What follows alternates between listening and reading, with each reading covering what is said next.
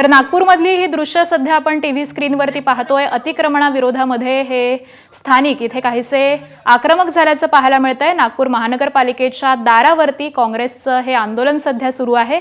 नागपूर शहरामध्ये सुरू असलेल्या अतिक्रमणाच्या कारवाईच्या विरोधामध्ये काँग्रेसच्या वतीनं हे आंदोलन करण्यात येतंय।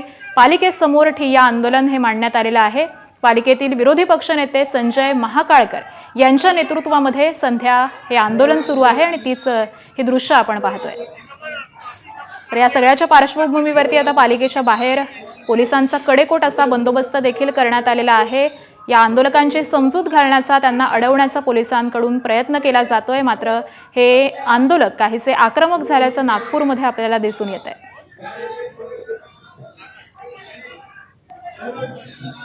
आणि याच संदर्भातले आत्ताचे अपडेट जाणून घेऊयात आमचे प्रतिनिधी तुषार कोहळे यांच्याकडून। तुषार, महापालिकेसमोर काँग्रेसनं हे आंदोलन पुकारलेलं आहे, आत्ताचे सध्याचे अपडेट्स काय आहेत, काय स्थिती आहे? निश्चित जर का आपण बघितलं तर नागपूर महानगरपालिकेच्या मुख्य दारावर हे काँग्रेसचे नवनिर्वाचित नगरसेवक आहे, जे नागपूर शहरात सुरू असलेल्या अतिक्रमणाच्या कारवाईच्या विरोधात आंदोलन करत आहे। काल नागपूरच्या अवस्थीनगर भागामध्ये काही वेंडर्स आणि दुकानदाराचे दुकानं हे अतिक्रमण कारवाईमध्ये हटवण्यात आलेले होते आणि त्याचा मग विरोध करण्यासाठी नागपूर महानगरपालिकेच्या आयुक्तांना भेटण्यासाठी हे काँग्रेसचे नवनिर्वाचित नगरसेवक इथे आले असताना त्यांनी मग एकाएकी त्या आंदोलनाला सुरुवात केलेली आपण बघू शकतो की पोलिसांनी आंदोलकांना थांबवण्यासाठी चारी बाजूने आधीच बॅरिकेडिंग केलेली होती। मात्र ज्या प्रकारे आंदोलन आक्रमक आहे आणि पोलिसांची आणि आंदोलकांची हातापाई देखील आपल्याला होताना पाहायला मिळत आहे।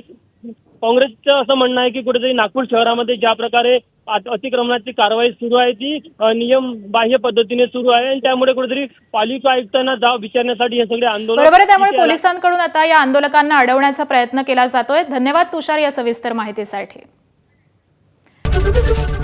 एबीपी माझा, उघडा डोळे बघा नीट।